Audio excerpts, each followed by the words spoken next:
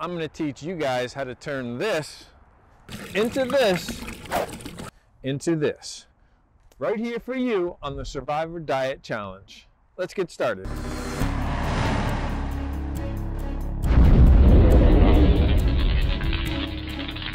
I've learned from past experience that during the first 2 or 3 weeks of this challenge, one of the biggest food groups that I crave were sweets. And sweets are very hard to come by in nature. Really the only two that I've come across that are fairly reliable are honey, which you can get from honeybees. I'll show you that in a couple of weeks. But another is maple syrup that you can get from tapping maple trees. And I've done a lot of experimenting and research and figuring out how to do that, so I'm going to show you how we do that today.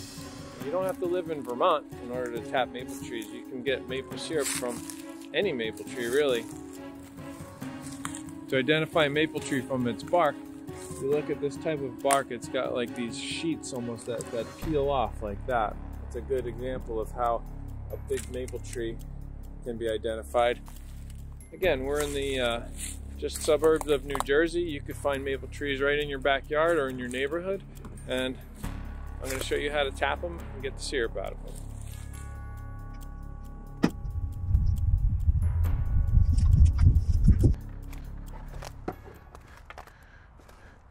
We found a nice maple tree in the woods today, and we're going to try to tap it to make some maple syrup.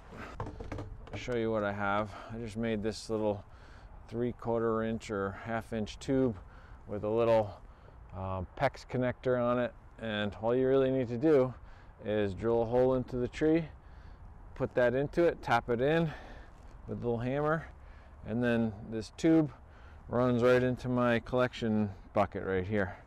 That drill bit and that tap would probably work well. You don't want to go too far into the tree because then you'll start to do some damage to the tree. You only want to go about the length of my drill bit head right there. So only about maybe 3/4 or maybe about 1 inch into the tree.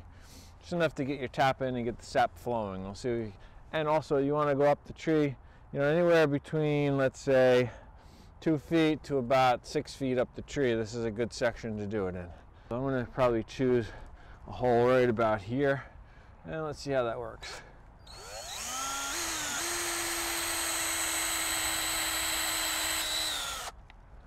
All right, look at that. Immediately, you can see that we have a nice sap flowing right through there. So let's get a tap in there right away. Right in that hole.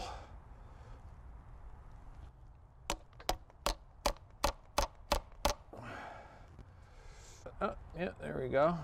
Got it. Look at that. Nice dripping right away, right into there.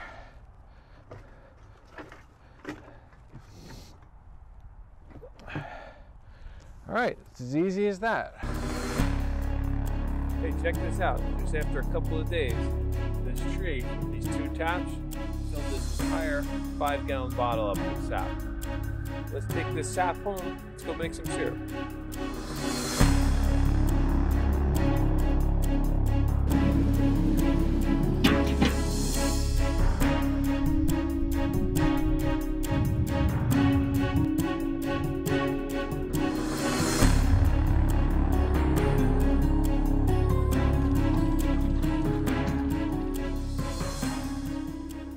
Really starting to smell like syrup.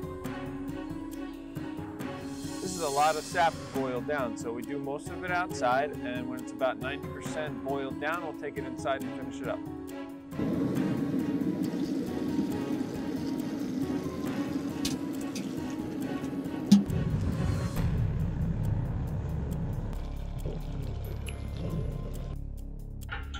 From here, we're going to continue to boil this down until we have about 3% of our original sap.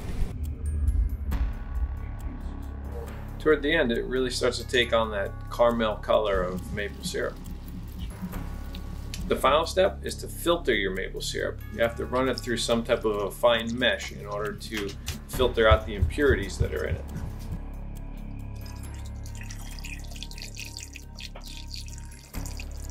I filtered this batch through a really clean filter in order to get the clear syrup consistency you see here. I was able to get a few really nice jars, just like this one, of pure maple syrup from all that sap that I collected.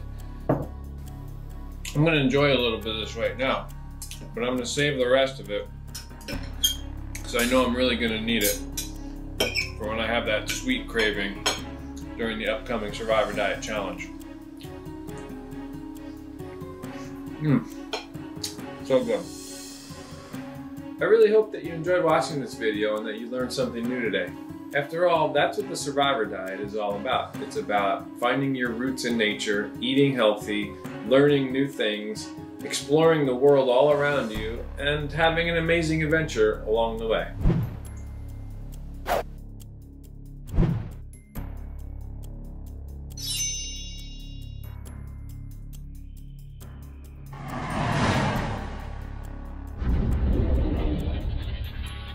Thanks for watching and supporting my channel, you guys. For more videos like these, please don't forget, like, comment, and subscribe. It really helps a lot.